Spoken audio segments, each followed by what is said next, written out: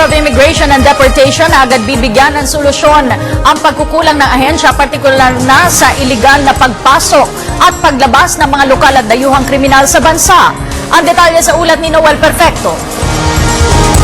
Agad na tumalima ang pamunuan ng Immigration and Deportations Bureau sa mga pinansin ng Pangulong Benigno Aquino III kaugnay ng mga kakulangan ng ahensya na magpatupad ng mga alituntunin hinggil sa iligal na pagpasok at paglabas ng bansa ng mga lokal at dayuhang kriminal. Hindi na nagpatumpik-tumpik pa si Immigration Commissioner Ricardo David upang bigyan solusyon ng mga nakalulungkot na mga pagkakamali na pinansin mismo ng Pangulong Pinoy gaya ng milagrosong pagtakas sa bansa ng Korean big-time international swindler na si Kim Tae-dong. Ang pagtakas papalabas ng bansa ng mga suspect na magkapatid na sina dating Palawan Governor Joel Reyes at Mayor Mario Reyes sa kasong pagpaslang umano kay environmentalist media man Jerry Ortega at ang pagpasok ng mahigit 300 mga miyembro ng sindikato ng cybercrimes at human trafficking kamakailan. I picked that as a challenge to the Bureau of Immigration, and I even told the officers here, and now we have a meeting dito sa Bureau to tell them about the message of the President. It is directed to us, it is a challenge to review our systems and to improve some more. Ang ibig sabihin, it is what we are doing is not enough. The President's speech, we welcome that. Ito ay isang hamon. This is a challenge to all of us in the Bureau.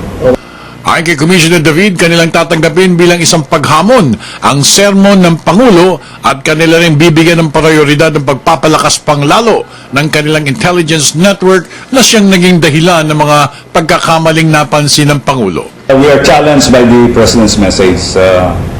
We assure the President, we assure the public that we will improve, upgrade our system so that we can respond to whatever requirements of our law, and we will closely coordinate with other law enforcement agencies. Kasi ito law enforcement ito. Hindi natin masasabi natin, hindi natin na pwedeng maituro lang yung immigration. Sinabi naman ni Intelligence Chief Attorney Antoniette Mangrobang na mahigpit rin nilang ipatutupan ang masusing pagsilip sa mga kakayahan ng lahat ng intelligence officers at operatibo ng Bureau, partikular sa mga probinsya. Sa ngayon, aniya ay kulang na kulang ang mga tauhan ng Bureau na siyang nakitang dahilan ng mga pagkukulang sa mga monitoring processes. Napakahalaga po ng coordination sa iba pang law enforcement agencies. Ang Bureau of Immigration po ay meron lamang 45 seconds na pag-process ng arriving foreigners. Ibig sabihin, yun lang po ang panahon na binibigay sa amin para may assess ang admission ng isang foreigner. So, doon sa 45 seconds na yun, kailangan mo ma-determine kung totoo ba ang purpose of travel nitong foreigner na to sa bansa at kung talagang tama, alinsunod sa dokumento niya ang layunin niya na pagpasok. At kung kakailanganin na magtanggal ng mga opisyalis at kawani ng Bureau na mapapatunayang sangkot sa mga katiwalian, gagawin ni Commissioner David ito para tuluyan ng matigil ang tinaguriang under-the-table negotiations. Para sa Telebisyon ng Bayan, ako naman si Noel Perfecto.